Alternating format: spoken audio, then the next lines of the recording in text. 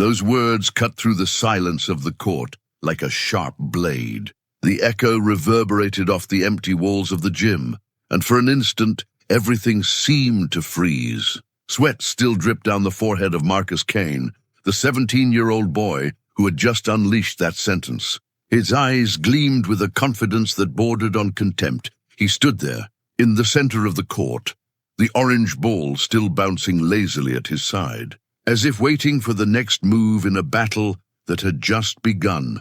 On the other side, standing a few meters away, was James J.T. Thompson, 42 years old, former NBA star, a man who 15 years ago had his name shouted in packed arenas, who held trophies above his head while camera flashes exploded around him.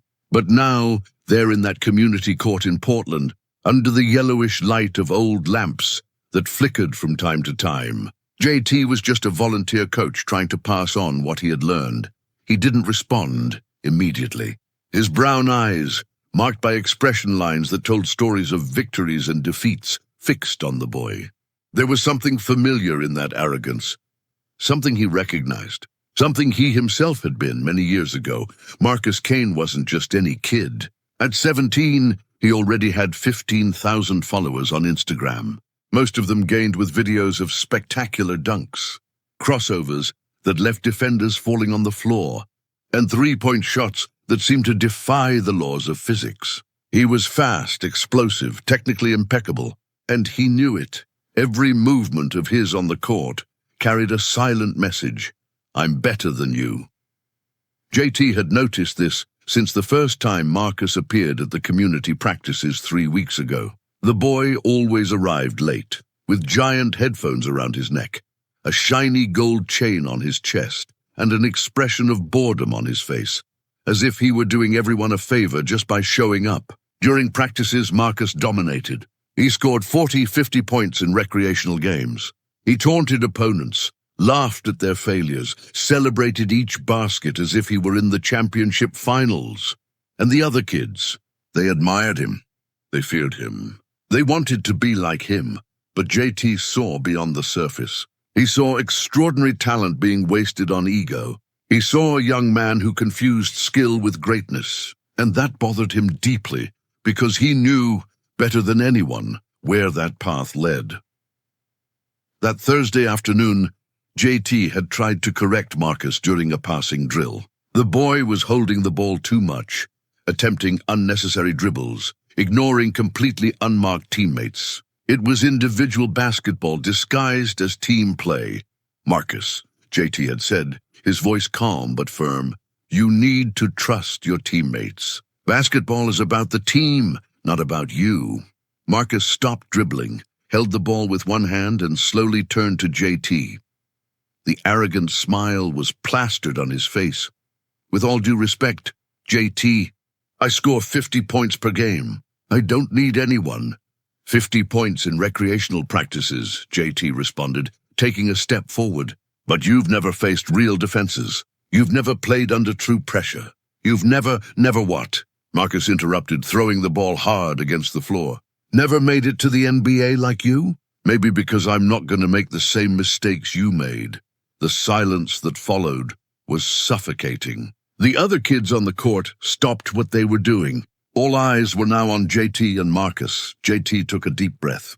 He could feel the anger rising through his chest, but he fought to keep it under control. He had learned with much pain that responding with anger would never solve anything. What mistakes did I make, Marcus? JT asked, his voice low but loaded with contained emotion. Marcus laughed, a short, disrespectful laugh. You were good, JT. Everyone knows that. But you weren't a champion. You didn't leave a legacy. You were just another player. And now you're here, coaching kids for free in an old court. That's what I call failure. Then came the phrase that opened this story. You're nothing but a washed-up legend. Get out of the way, old man. Marcus grabbed the ball, turned around and left the court, leaving JT standing there, alone in the center of the empty gym, with the weight of those words pressing on his chest like a stone. The other kids dispersed in silence. No one knew what to say. No one dared look JT in the eyes. And then, for the first time in years, James Thompson felt something he hadn't felt since his glory days, the sharp pain of humiliation. JT didn't sleep that night. He lay in bed in his small apartment, staring at the cracked ceiling, while Marcus's words echoed in his mind like a scratched record. "You're nothing but a washed-up legend. Get out of the way, old man." He turned to his side, trying to push away the thoughts, but they kept coming back. And with them came the memories. JT still remembered the day he was drafted to the NBA.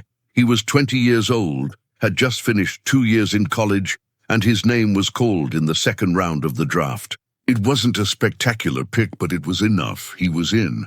His dream was becoming reality.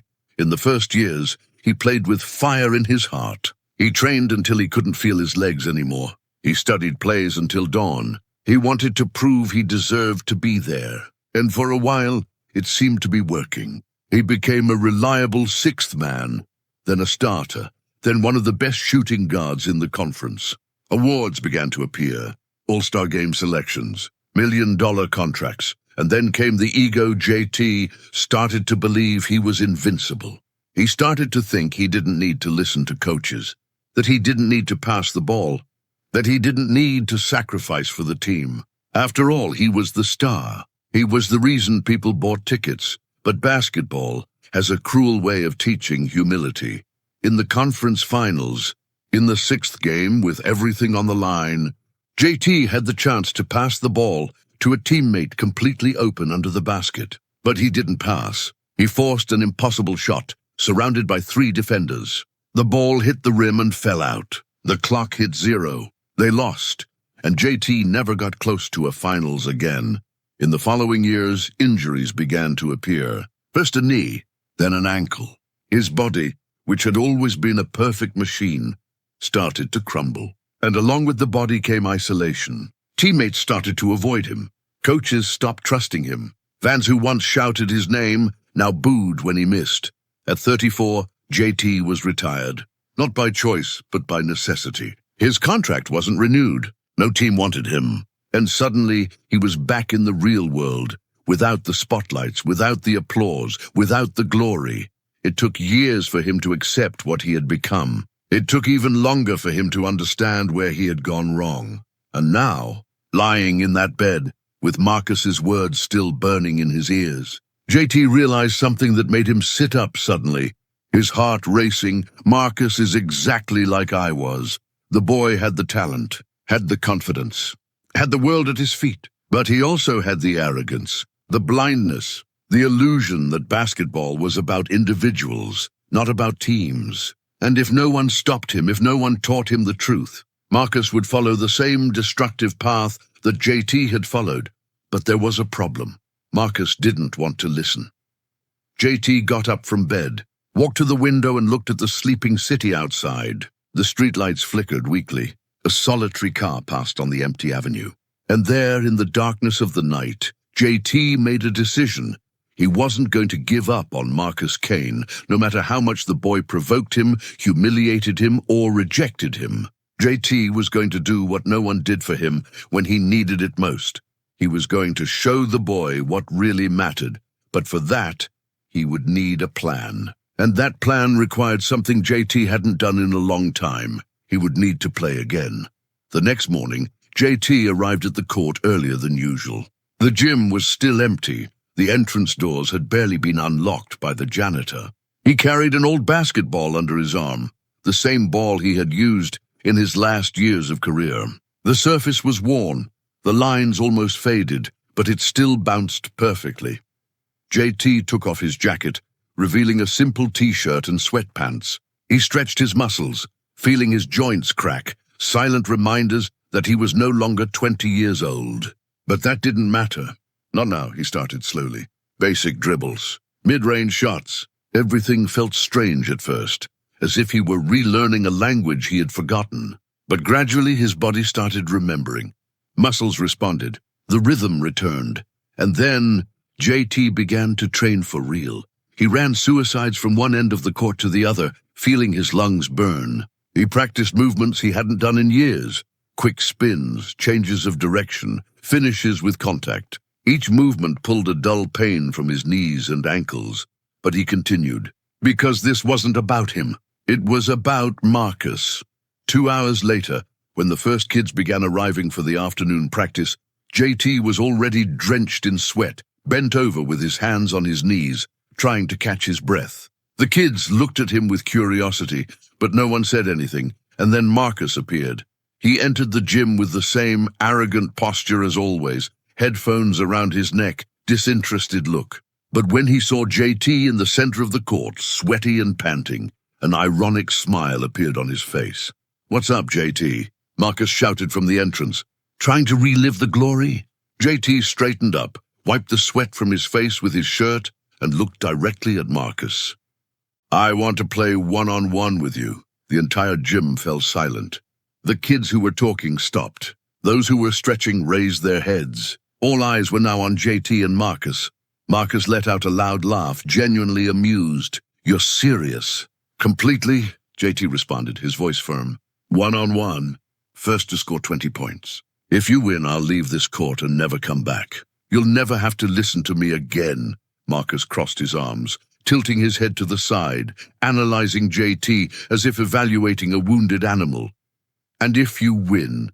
"If I win," JT said, taking a step forward, "you listen to me for real, without arrogance, without ego. You learn what I have to teach." Marcus was silent for a moment, the smile still on his face, but something had changed in his eyes. Maybe it was curiosity, maybe it was challenge, or maybe, deep down, it was fear. "Okay," Marcus finally said, throwing his backpack on the floor and walking to the court. "But when I'm done with you, I want all these kids to see. I want them to know that the great J.T. Thompson is nothing more than an old man who can't accept that his time is over." The other players quickly formed a circle around the court. Some took out their phones and started recording. The tension in the air was palpable. This wasn't just a game. It was a reckoning. JT grabbed the ball, held it for a moment, feeling the familiar weight in his hands. He looked at Marcus, who was on the other side, already in defensive position, with that confident smile on his face. And then the game began. JT started with the ball. He dribbled slowly, testing the space, watching Marcus. The boy was fast. JT knew that. But speed without strategy was just wasted energy. JT faked going right, then cut left. Marcus followed easily, blocking the path. JT tried a mid-range shot. The ball spun on the rim and fell out. Marcus grabbed the rebound, laughing. "Is that all you got, old man?" Now it was Marcus's turn to attack. He came like a whirlwind, dribbling between his legs, doing a quick crossover that almost made JT lose his balance. Marcus went up for the shot and converted easily, 1-0. The kids around exploded in screams and laughter. Marcus celebrated, beating his chest, pointing at JT. "You're going to need more than that." JT didn't respond. He simply grabbed the ball and started again. The first 10 minutes of the game were a silent humiliation. Marcus dominated. He scored everything, three-pointers, layups, dunks. Each of his movements was precise, explosive, devastating. JT tried to keep up, but his body wasn't responding like it used to. His knees hurt. His lungs burned. Sweat ran down his face, getting in his eyes and blurring his vision. 10-3. Marcus was comfortably leading. The kids around were already starting to disperse, thinking the game was decided. Some recorded short videos to post on social media, with captions like "Old Man tries to humiliate young star and gets wrecked," or "Marcus Kane destroys washed-up legend." The gym was full of laughter and taunts, and Marcus, he was having fun. "Where's that JT everyone talked about?" Marcus shouted, after scoring another easy basket. "Where's the guy who played in the NBA? Because all I see here is a tired old man who can't keep up with me."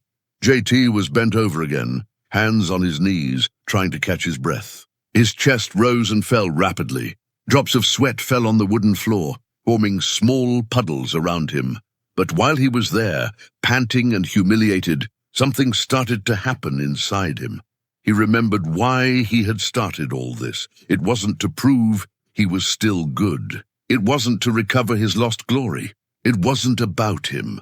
It was about showing Marcus that basketball, that life, wasn't about crushing others to prove superiority. It was about something bigger. JT slowly straightened up. He wiped the sweat from his face, took a deep breath and looked at Marcus. But this time, there was no anger in his eyes, no ego, just determination. "Let's continue," JT said calmly. Marcus laughed, shaking his head. "You're stubborn, old man. I respect that.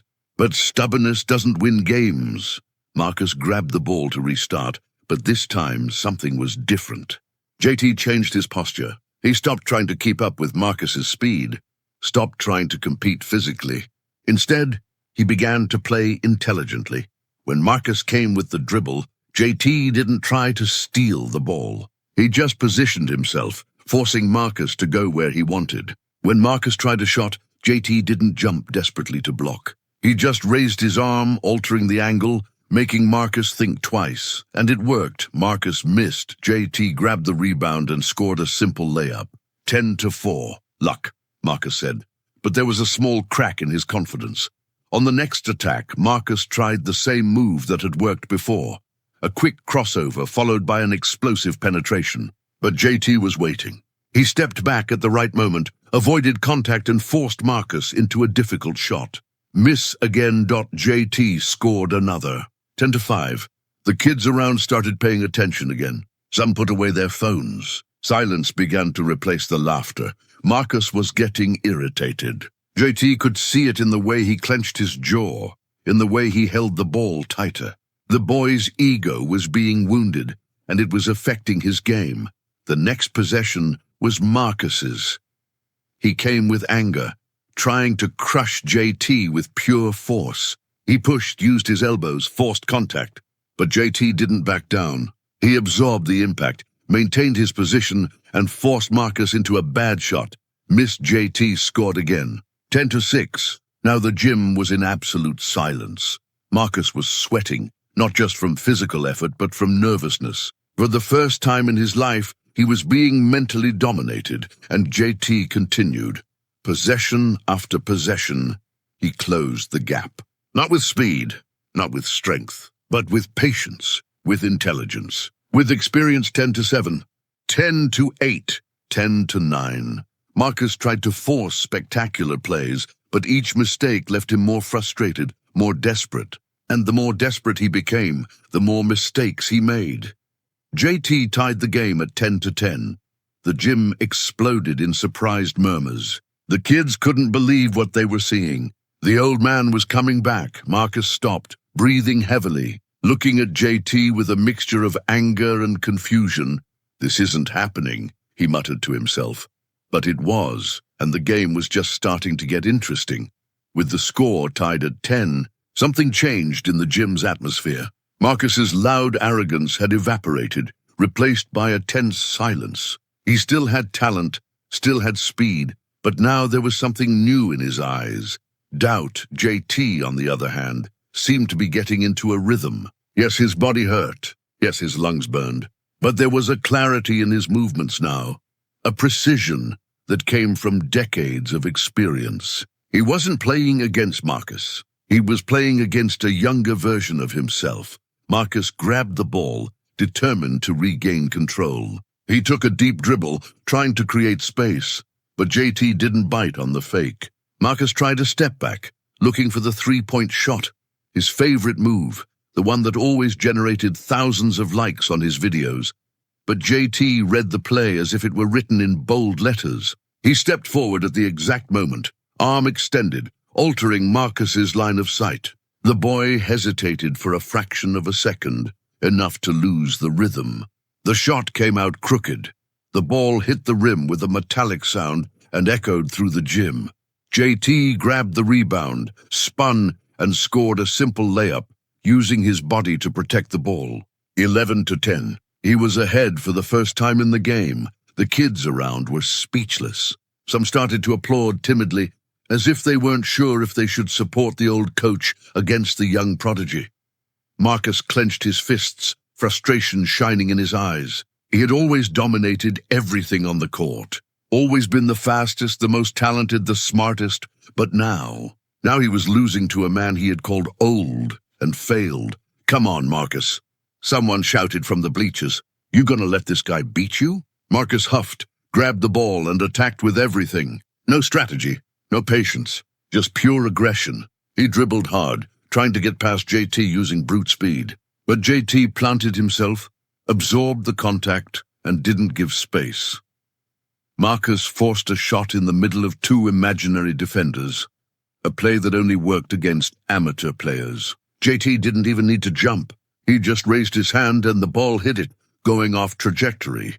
Another miss. JT scored again. 12-10. Now the gym was exploding. Half the kids were cheering for JT, impressed by the impossible comeback. The other half still tried to support Marcus, but the voices were getting weaker, less confident. Marcus was crumbling. His face was red, not just from effort, but from shame. He tried 3 more consecutive possessions and missed them all. JT, on the other hand, was relentless. Each of his movements was calculated. Each shot was accurate. 15-10. Marcus stopped, bent over, hands on his knees, panting. He looked at the floor, trying to process what was happening. This wasn't possible. He was better. He had to be better. But deep down, somewhere hidden inside him, Marcus knew the truth. He wasn't losing because JT was faster or stronger. He was losing because JT was smarter, more patient, more humble. And for the first time in his life, Marcus Kane felt the crushing weight of what it was to be humiliated on the court. "Want to stop?" JT asked, without a hint of arrogance in his voice. "Just a genuine question." Marcus slowly raised his head. His eyes were red. Whether from exhaustion or contained emotion, it was hard to tell. "No," he said, his voice hoarse. "I don't quit," JT nodded. "Good, because this isn't about quitting. It's about learning." The game continued, and in the next few minutes, something extraordinary happened. JT didn't just win the game, he gave a lesson. With each possession, he explained out loud what he was doing and why. "You see this, Marcus?" JT said, as he faked going one way and then cut the other. "It's not about being the fastest. It's about making the defender think you're going one way." Marcus, even on defense, was listening. "And here," JT continued, scoring another basket, "you forced a bad shot because you were angry. Basketball isn't about emotion. It's about control." 18-10. Marcus was no longer trying to win. He was trying to understand. "Why don't you give up?" Marcus asked suddenly, his voice almost a whisper. "Why do you care about teaching me after what I said to you?" JT stopped holding the ball. He looked directly into Marcus's eyes. "Because someone should have taught me when I was your age. And no one did. And I paid the price for that for the rest of my life." The gym was in absolute silence now. Even the kids who were recording had lowered their phones. "You have talent, Marcus," JT continued. "More talent than I ever had. But talent without humility is a waste. And I won't stand here and watch you waste what you have." Marcus didn't respond. But something had changed in his eyes. Something had broken, and something new was beginning to emerge. JT scored the last 2 points without celebration, without arrogance. 20-10. The game was over. The gym remained silent for long seconds after the last ball went through the net. JT didn't celebrate. He didn't raise his arms. He didn't smile with superiority. He simply stood there in the center of the court, holding the worn ball, breathing heavily. Marcus was a few meters away, still bent over, hands on his knees. Sweat fell from his face and formed small puddles on the wooden floor. He didn't look at JT. He didn't look at anyone, just at the floor, as if searching for answers in the imperfections of the worn surface. Gradually, the kids began to disperse. They murmured among themselves. Others simply left in silence, still processing what they had witnessed. There was no mockery, no laughter, just a silent respect that hung in the air like smoke. After everyone left, only JT and Marcus remained on the court. JT walked slowly to one of the bleachers and sat down, groaning slightly as his joints protested. He grabbed a towel and wiped his face, closing his eyes for a moment, allowing exhaustion to finally catch up with him. Marcus remained standing in the same place for a few more seconds. Then slowly he straightened up, walked to the bleachers and sat next to JT, maintaining a respectful distance. The silence between them was heavy, but not uncomfortable. It was the kind of silence that comes after a storm, when the dust begins to settle, and you can finally see what's left. It was Marcus who spoke first. "You let me win at the beginning, didn't you?" JT opened his eyes and looked at the boy. There was something different there now. The arrogance had disappeared, replaced by something more vulnerable, more real. "No," JT responded honestly. "You were destroying me at the beginning because you are physically better. You're faster, stronger, more explosive. I was no match for you in those first minutes." "Then how did you—" Marcus left the question hanging. "How did I win?" JT finished. He sighed, looking at the empty court ahead. "Because basketball isn't just about physical ability, Marcus. It's about mind. It's about heart. It's about understanding that you're not playing against an opponent. You're playing against yourself." Marcus frowned, not fully understanding. "When you started getting frustrated," JT continued, "I knew I had a chance. Because frustration leads to mistakes. And mistakes lead to more frustration. It's a cycle. I've been through it hundreds of times. I was you, Marcus. And it was exactly that arrogance that destroyed my career." Marcus turned completely to JT now, and for the first time since they met, he was really listening. "I was 26 years old," JT began, his voice carrying an old sadness. "I was at the peak of my career, averaging 28 points per game, selected for the All-Star game for the third consecutive time. I was untouchable, or at least that's what I thought." He paused, memories returning like waves. "We had a teammate, a kid named David Miller. He wasn't a star. He was just a solid player, hardworking, always in the right place, always doing the little things no one notices. And me, I treated him like trash." Marcus felt a tightness in his chest. "That sounded too familiar. I didn't pass the ball to him. I mocked him in practices. I made a point of showing I was better. And he endured all of it in silence, because he loved the game more than he loved ego." JT cleared his throat, emotion beginning to tighten his voice. "In the conference finals, Game 6, 8 seconds left. We were losing by 1 point. The coach drew up a play. I would receive the ball, draw the defense and pass to David, who would be open under the basket. Guaranteed victory. Simple as that. The silence on the court was absolute now. Even the air seemed to be holding its breath. But when I received the ball," JT continued, his voice almost a whisper, "and saw David open, I thought, no, this is my glory. I'm the star. I'm going to make this shot." And so I forced it. 3 guys marking me. 0 chance of converting, and I forced it anyway. A single tear ran down JT's face. He didn't try to hide it. The ball hit the rim. We lost, and I never got close to a finals again. But the worst wasn't that, Marcus. The worst was what happened after. Marcus was completely still now, absorbing every word. David came to me in the locker room. I expected him to yell, to curse me, to blame me. But you know what he did? He put his hand on my shoulder and said, "It's okay, JT, you're a great player. We'll get there again." He forgave me without me even asking for forgiveness. JT wiped his face with the towel, trying to compose himself. But we never got there again. The injuries came, age arrived. And David? He continued being a solid, hard-working player until he retired with dignity. He may not have trophies on the wall, but he has something I never had. The respect of everyone who played alongside him.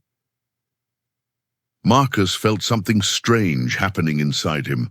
It was as if an armor he had worn for years was being removed piece by piece, and he felt exposed, vulnerable, but somehow free. "I spent years after retirement angry," JT said. "Angry at coaches, angry at teammates, angry at luck.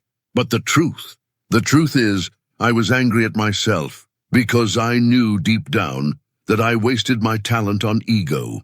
He finally looked directly at Marcus. "And when I saw you on that court 3 weeks ago, I saw the same path unfolding in front of you, and I couldn't stay quiet. Because maybe, just maybe, if I could teach you what no one taught me, I could give some meaning to everything I lost." Marcus felt tears coming before he could even avoid them. He tried to hold them back, but it was useless. They started to fall silently, while everything he had built, all the arrogance, all the facade, all the illusion of superiority, crumbled.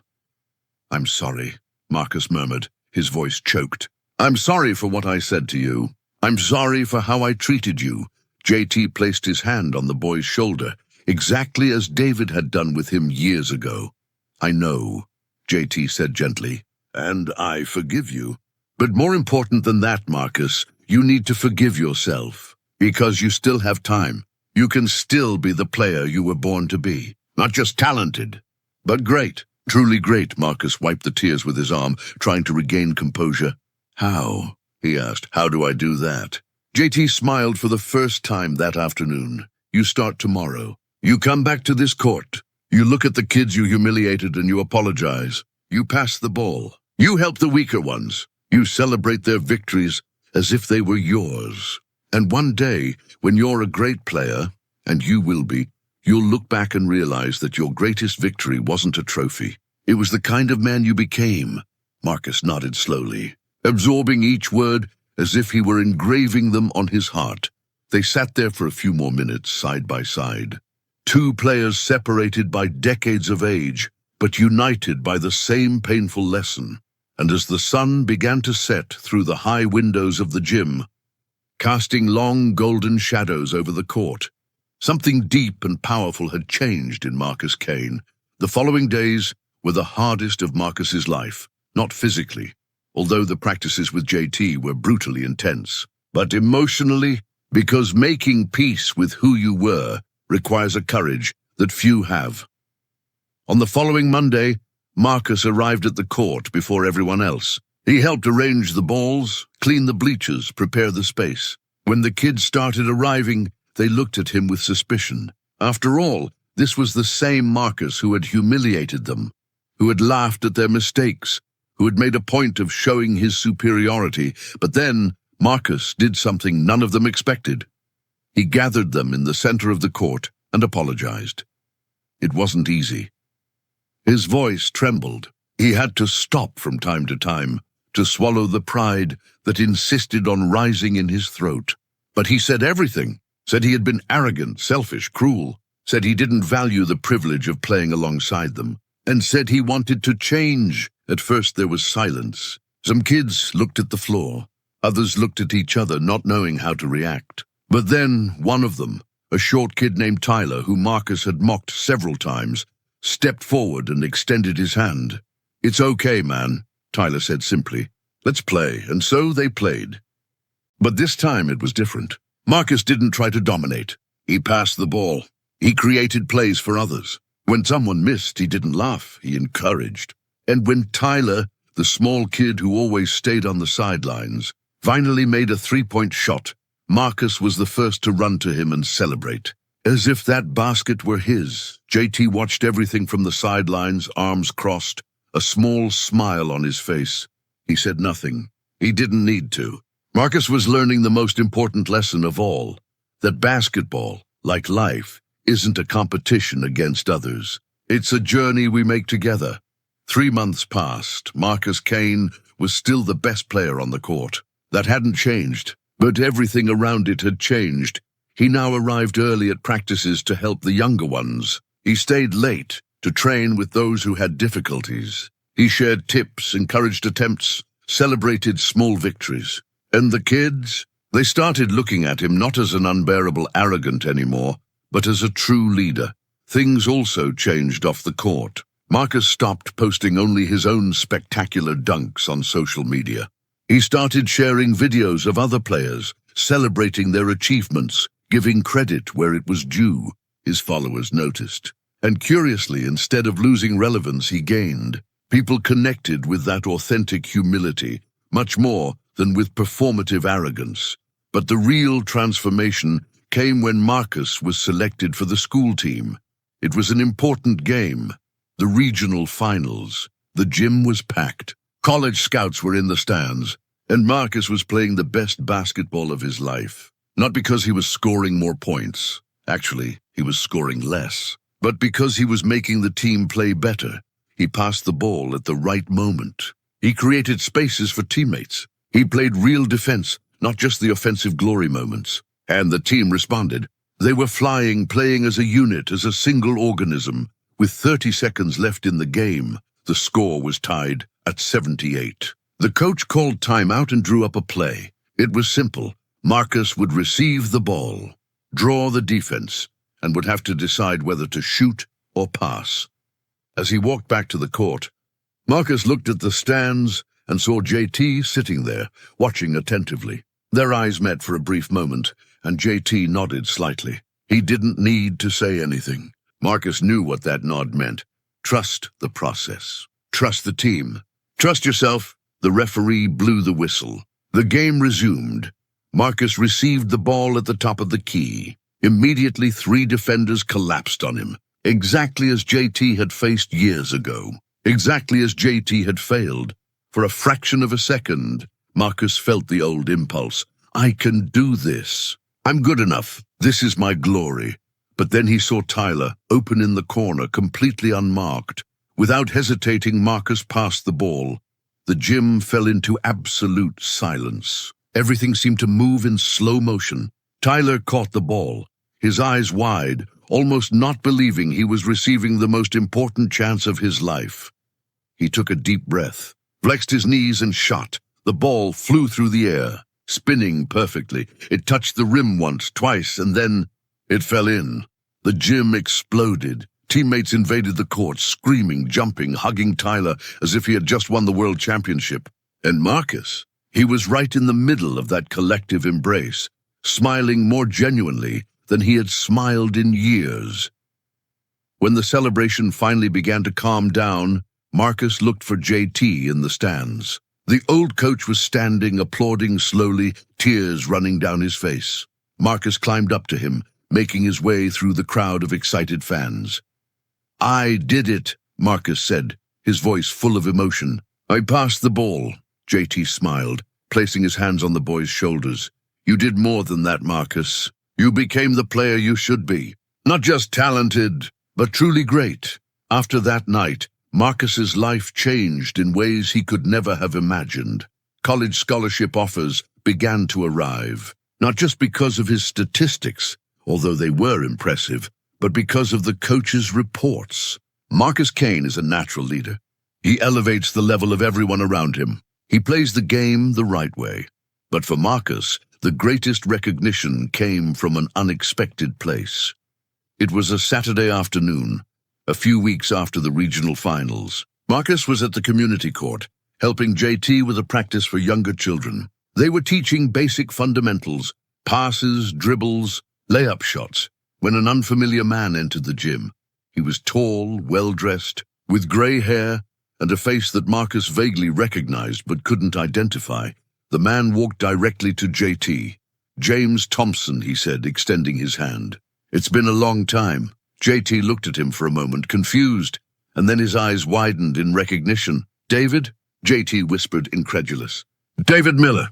The man smiled, the one and only. They hugged, a long and tight hug, full of unspoken years and silent forgiveness. Marcus watched, confused, but feeling he was witnessing something important. When they finally separated, David looked around the gym, at the children training, at Marcus helping with the exercises. I heard you were doing this, David said, coaching voluntarily, giving back to the community, and I had to come see it with my own eyes. JT cleared his throat, emotional. I wasted a lot of time, David, a lot of time with anger, with bitterness. But this makes me feel that maybe it's not too late to give some meaning to everything. David placed his hand on JT's shoulder. You always had value, JT.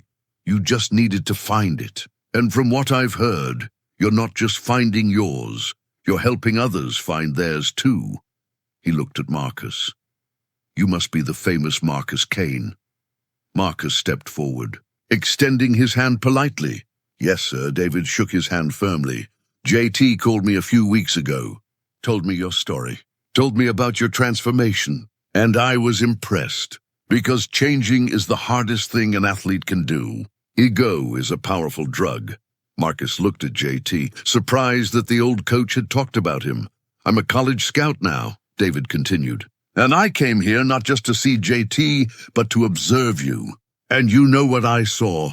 I saw a young man who understands that basketball is more than statistics. It's more than individual glory. It's about elevating others." He paused. "My university would like to offer you a full scholarship, Marcus. Not just for your ability, but for the kind of person you're becoming." Marcus was speechless. Tears began to form in his eyes. He looked at JT, who was smiling with pride.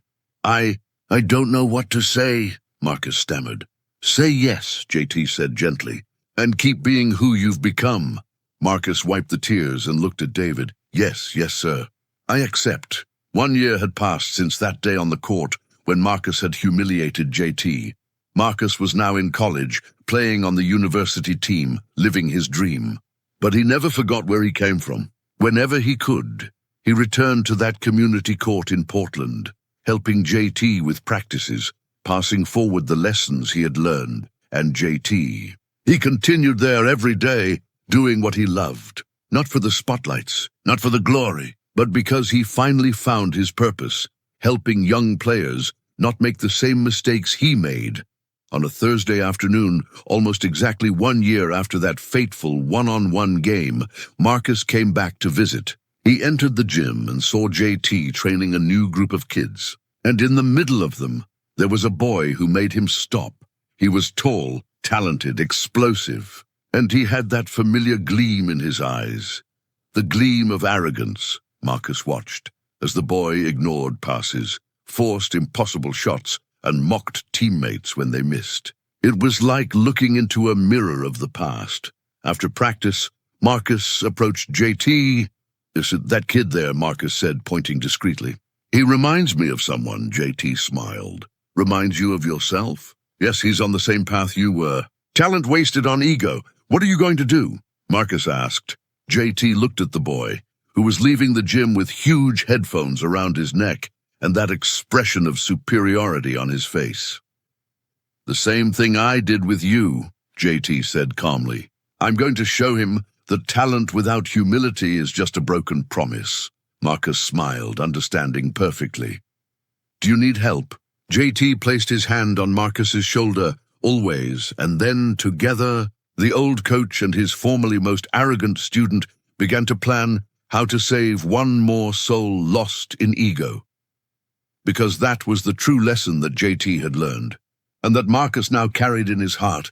Basketball isn't about how many points you score. It's not about how many trophies you win. It's not about how many people shout your name. It's about how many lives you touch, how many people you elevate, how many hearts you transform. And in the end, when the lights go out and the gym becomes empty, when the applause ceases and fame disappears, the only thing that remains is the impact you left on the people around. JT had learned this too late to save his own career, but it wasn't too late to save others. And as he and Marcus walked together out of the gym that afternoon, preparing for the next battle, for the next soul that needed to be saved, one thing was clear. The true victory isn't in the score. It's in the kind of person you become along the way, a modern and gleaming gym packed to the last seat. Bright lights illuminate the court. Television cameras are everywhere. It's the National College Championship Finals. And there, on the bench, wearing an assistant coach uniform, is Marcus Kane. He's 27 years old now. His career as a player was solid. He played professionally for a few years in the development league, but a knee injury shortened his path. Some might see that as a failure, but Marcus, he saw it as a redirection. He returned to college, got his degree in physical education, and became a coach. And now, he was here, helping to lead a team to the national championship. During timeout, while the head coach drew up the play, Marcus looked at the stands and saw a familiar face. JT was there, now 52 years old, completely gray hair, walking with a slight limp due to years of wear on the court. But he was smiling, that proud smile of a father watching his son conquer the world. Their eyes met through the crowd, and JT waved slightly. Marcus smiled back, placing his hand over his heart, a silent gesture of gratitude. The game resumed, and in the final minutes when everything was on the line, the star of Marcus's team, a talented but humble young man that Marcus had personally trained, had the chance to force the winning shot. But instead, he passed to an open teammate. The shot went in, they won, and as the gym exploded in celebration, confetti falling from the ceiling, players hugging and crying with joy, Marcus looked again at the stands. JT was standing, applauding, tears running down his face, and in that moment, Marcus understood the final truth that took years to learn. JT's greatest victory wasn't any game he won in the NBA. It was saving Marcus, and Marcus's greatest victory wasn't that championship he had just won. It was passing forward the same lesson he almost learned too late, because in the end, basketball, like life, is a cycle. We receive, we learn, and then, if we're lucky and humble enough, we pass it forward. And that cycle, that endless chain of mentorship and transformation, is what it really means to be great, not in statistics, not in trophies, but in the lives we touch along the way. The shot that changed Marcus's life wasn't one he made, it was one he passed. Because true victory isn't about being better than others, it's about helping others be better. And in the end, when all is said and done, the only score that really matters is how many lives you transformed for the better.